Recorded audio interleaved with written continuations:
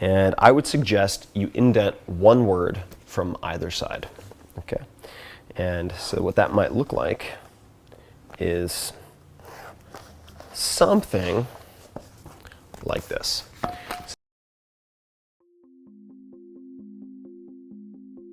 Tim Ferriss here, author of 4-Hour Workweek, Tools of Titans, etc. How do you speed up the consumption of, say, text? If you want to read faster, how do you do that without succumbing to some pseudoscience nonsense about speed reading? There's a lot of garbage out there, but how can you improve your ability to absorb written information without sacrificing comprehension? There are some very straightforward ways to do it, and I'm going to show you that right now. Step number one is figuring out roughly how many words per page, and you're going to count the number of words in 10 lines. Okay, so you come up with a total, divide it by 10. That's your average number of words per line.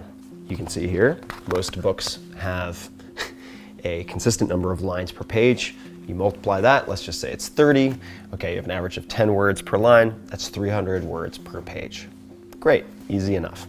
What we want to do next is establish your baseline. So you're going to read for 1 minute. You're going to be focusing on reading at your normal speed. Of course, now you have an experimental or observer effect, so it might be slightly off, but that's all right. You're going to read for 1 minute, then you're going to do the math. Figure out how many words roughly have I read. That is your words per minute rate, your WPM. And what we do should help double or triple that without too much trouble. I'll do a demo before we go into how to mess with your book. If you look at, say, my nose, can you still see my finger? Of course you can.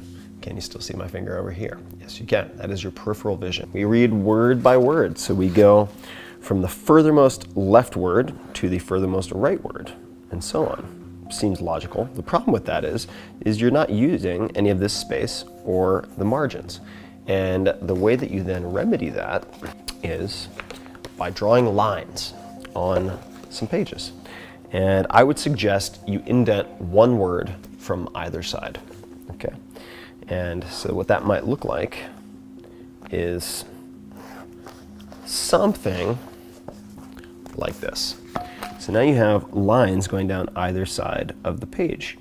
And instead of starting all the way to the left, you're going to start at this line, and then you're going to end at that line. You're now going to be zigzagging just as you would normally, but the parameters or the boundaries have been moved in by a word. You will not have any trouble reading, and you should still have full comprehension. And if you do this for, say, 5 to 10 pages, then if you're not having any trouble whatsoever, you can indent by another word, and you can either use lines or you can spitball it, you can estimate it. By doing this alone, just that, you can train yourself to get to the point where effectively you are very much focusing on the middle third of the page, and you're just dotting down the page left to right.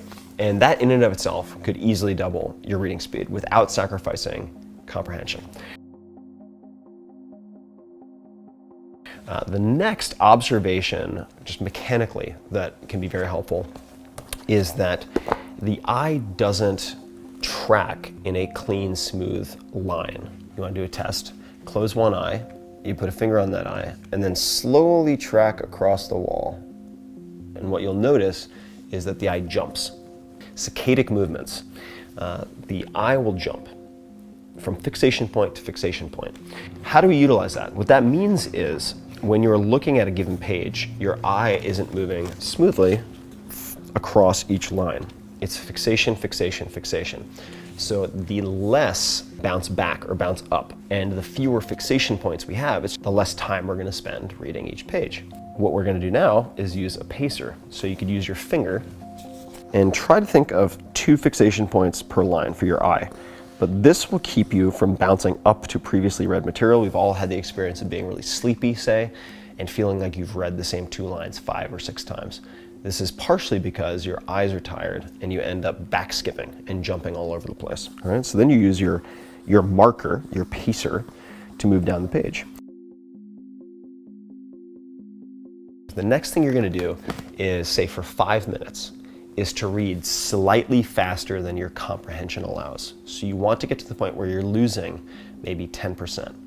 And the effect that we're looking for is resetting your comfort set point in reading at full comprehension. In other words, if you're used to always driving at 30 miles an hour, and then you get to the point where you're on a highway, say a speed limit 80 miles an hour, and suddenly you feel like you're operating at very high speed, you then dial back when you go into, say, a 55 zone, it feels like 30, right? You've adapted to the faster speed.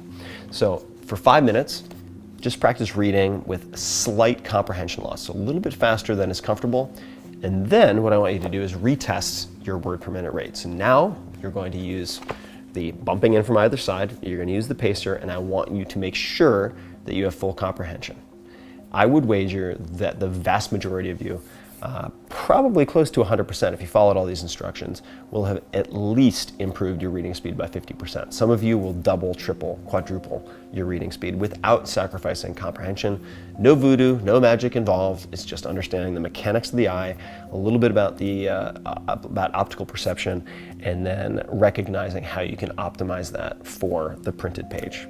And that's it. So congratulations, you've probably doubled or tripled your reading speed. And for poetry, for fiction, you can always read slower, but now that you have a Ferrari instead of a Yugo, you can choose from a wider range of speeds. So, have fun reading.